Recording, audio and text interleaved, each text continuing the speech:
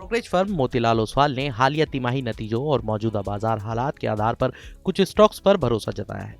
Firm का मानना है कि घरेलू मांग में सुधार, मजबूत ऑपरेशनल प्रदर्शन और सेक्टर बेस्ड ट्रिगर्स इन कंपनियों को आगे बढ़ा सकते हैं। तो आइए नजर डालते हैं कि ये कौन से स्टॉक्स हैं। सबसे पहले है आईआरबी इंफ्रास्ट्रक्चर। मोतीलाल ओसवाल ने आईआरबी इंफ्रास्ट्रक्चर के लिए 52 रुपए का टारगेट दिया है, जो मौजूदा लेवल से करीब 24% की संभावित बढ़त दिखाता है। ब्रोकरेज के मुताबिक कंपनी के प्रदर्शन को मजबूत ऑर्डर बुक से सपोर्ट मिल रहा है। कंपनी के पास 37,300 करोड़ रुपए की ऑर्डर बुक है। इससे आने वाले सालों में रेवेन्यू को लेकर अच्छी स्पष्टता मिलती है। कंपनी 10 से 12 साल तक स्थिर आय देने वाले रोड प्रोजेक्ट्स पर फोकस कर रही है। सरकार का इंफ्रास्ट्रक्चर पर लगातार जोर इसे नए मौके दे सकता है।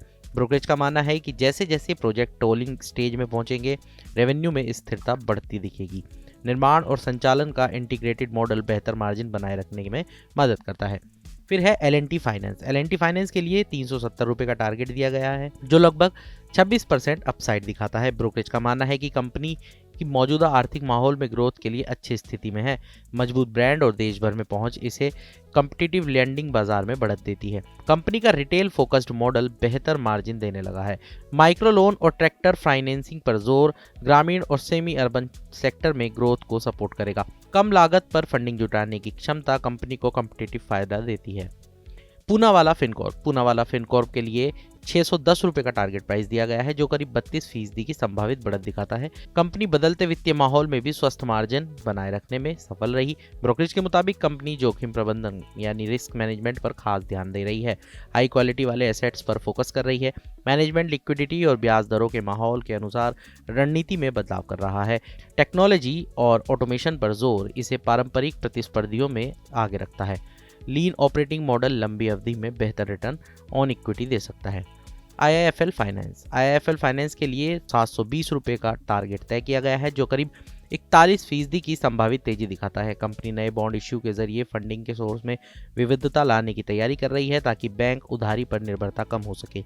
नई रेगुलेटरी गाइडलाइन से शॉर्ट टर्म दबाव आ सकता है, लेकिन ब्रोकरेज का मानना है कि लॉन्ग टर्म का आउटलुक पॉजिटिव है। कंपनी ने स्ट्रिक्ट लैंडिंग स्टैंडर्ड बना रखे हैं, इसलिए नए कोलेटरल नियमों का बड़ा असर नहीं दिखता।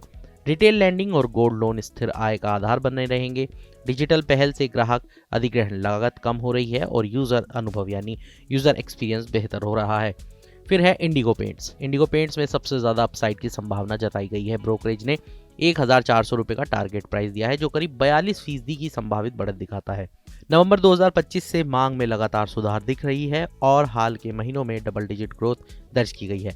कच्चे माल की कीमतें महामारी से पहले के लेवल पर लौट आई हैं, जिससे कंपनी मार्जिन बेहतर करने और ग्राहकों को आकर्षक ऑफर देने में सक्षम हुई है। नॉन मेट्रो सिटीज पर फोकस और डिस्ट्रीब्यूशन नेटवर्क का विस्तार कंपनी की ताकत है। एप्पल केमी के साथ तालमेल और लगातार क्षमता विस्तार को ग्रोथ का प्रमुख आधार माना गया है। ब्रोकरेज का कहना है कि पेंट इंडस्ट्री में साथियों की तुलना में कंपनी का वैल्यूएशन भी आकर्षक है।